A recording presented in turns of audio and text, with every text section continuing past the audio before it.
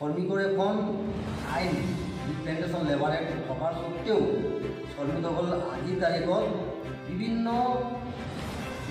ধৰণৰ শোষণ বঞ্চিত হৈ আছে। এখন আইন থকাৰ সত্ত্বেও কিন্তু তেওঁলোকে প্ৰাপ্য পাব লাগে কোম্পানীৰ পৰা, কাৰণ যি প্লেন্টেশ্যন লেবাৰ এক্টটো শ্ৰমিকসকলৰ ৰক্ষাৰ কবচ, কিন্তু এই আইনৰ পৰাই শ্ৰমিকসকলে বঞ্চিত হৈ বিভিন্ন প্ৰাপ্য অধিকাৰৰ বঞ্চিত হৈ আছে।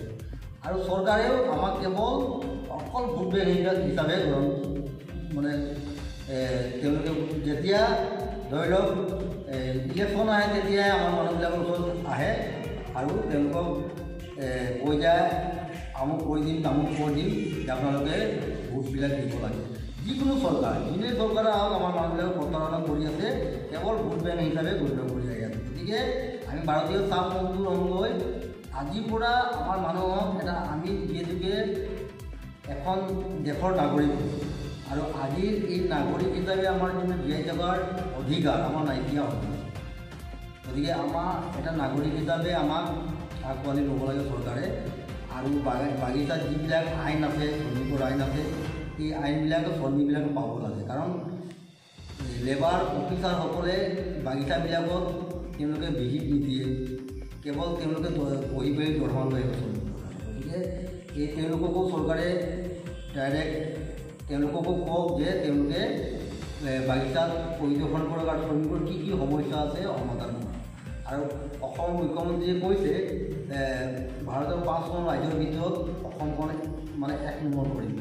কিন্তু যদি অসমখন উন্নয়ন কৰিব বিচাৰিছে তেতিয়াহ'লে এটা বৃহৎ জনগোষ্ঠী চাহ জনগোষ্ঠীক যদি আপোনালোকে গুৰুত্ব নিদিয়ে, এটা মাহীমাকৰ চকুৰে চাই তেতিয়া কেতিয়াও অসমখন উন্নতি নহয়। গতিকে অসমৰ মাননীয় মুখ্যমন্ত্ৰী মহোদয়ক আমাৰ এটাই অনুৰোধ, আপুনি সমান চকুৰে চলকচোন। আজি আমি 200 বছৰ হ'ল 200 বছৰ হ'ল আমি বাগিচাত আছোঁ, কিন্তু আমাৰ আজিলৈকে মাটি নাই। গতিকে আমাৰ মাটিৰ অধিকাৰ, ভূমিৰ অধিকাৰটো আমাক দিয়ক, যিহেতুকে আমি এই দেশৰে মাতৃভূমিৰ আমি সন্তান হয়। গতিকে আমি ভূমি প্ৰত্যাহাৰ পোৱাটো আমাৰ বহুত জৰুৰী। আৰু যিবিলাক মানে দুৰ্নীতি কৰি আছে, মেলেৰিয়াই হওক বিভিন্ন দল সংগঠনে আমাৰ জাতিটো লৈ এইবিলাক বন্ধ হ'ব লাগে।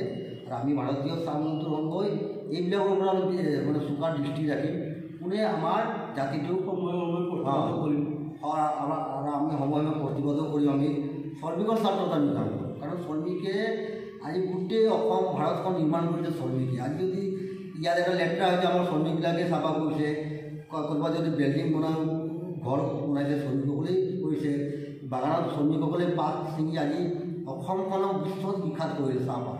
গতিকে আমাৰ শ্ৰমিকসকলে এইটো তেওঁলোকৰে কষ্টৰ বিনিময়ত আজি অসমখন